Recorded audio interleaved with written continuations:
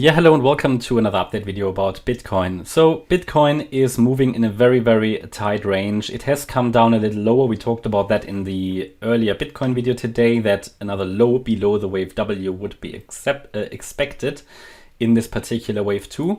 And I even added the 88.7% FIB level to this support area for this wave 2.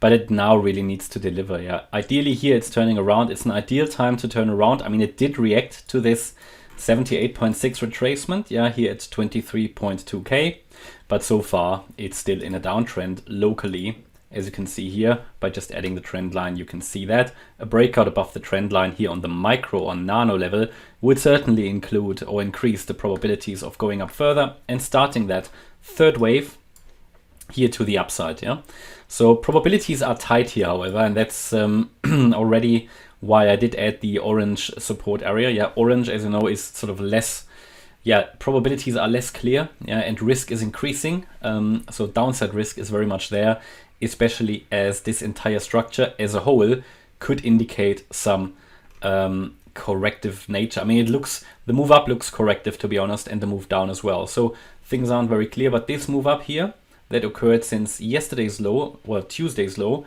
that looked impulsive.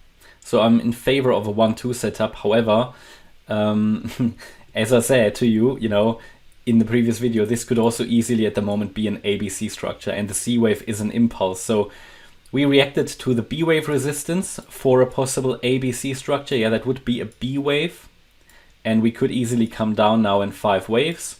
Or if we hold support, which is at the moment my primary, because we haven't violated that support yet, yeah, which goes down to 23,134.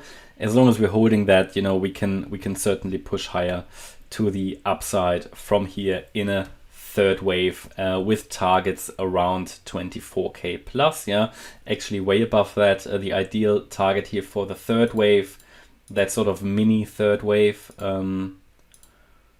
would 1 second, no, not that. We would need to look at just this 1-2 setup here. Looking at the third, well, we're looking at 24,800 roughly. Yeah, so there is some upside there, but it needs to deliver now, and it's really in a tight range, very slow market. That's often the case when we are in a corrective setup. So again, we have to keep options open. That's why this is not a green or a yellow support area. No, it's orange. High risk of breaking down from here. I can only repeat it, and probabilities are close together just because we are in an overall uptrend since November and we haven't broken below support. I'm in favor of upside, but the longer it really takes to follow through, the more questionable this will be. Either way, we have reached, as I said, an ideal time to turn around. Yeah, we've come down in this wave W, moved up in X, came down in Y. At least it's how we can count it at the moment. Yes, surely it could get one more low here to 23,134, but below that level it will increase the probabilities of retesting the weekend lows. If we look at the length of the wave W, compare that to the length of the Y wave, you can see the 1-to-1 ratio actually, which is also an ideal target, just by not measuring the pullback, the retracements, but looking at the extensions. That would actually take us down to 23,100.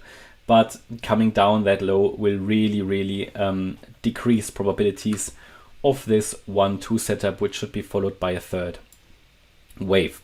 And if we get higher here, I mean, we're just below resistance as well. This is the resistance area for a possible B wave, as I said, where we could get rejected and make a new low.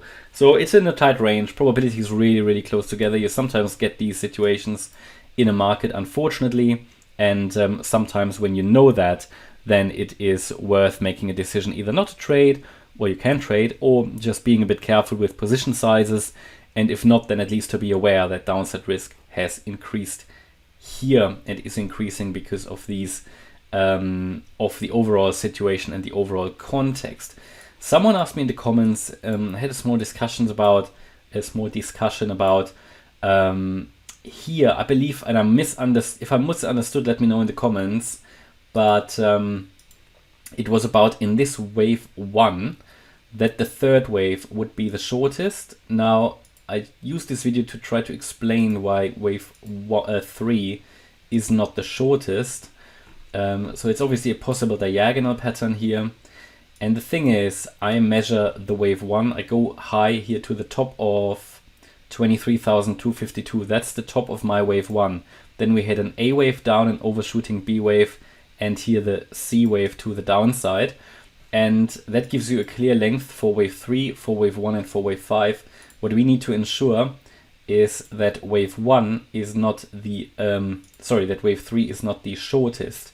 So as you can see here, if I take the length of the wave 1 and I add it to the low of the wave 2 to measure the length of the third wave, you can see the third is a little longer. Yeah, you know, it's minor, but it's wave 3 is certainly not the shortest. The wave 5 is even longer, so it's all good. Yeah, this is all good and not invalid, doesn't invalidate it. But if this is not the pattern you asked for me to look at, let me know. Yeah, there is not much more to add, so maybe we'll see a little bit more action later. Hope you liked the update. If you did, please hit the like button, leave a comment and subscribe. And if you really like the content, then please check out the channel membership. Thanks a lot for watching. Bye-bye.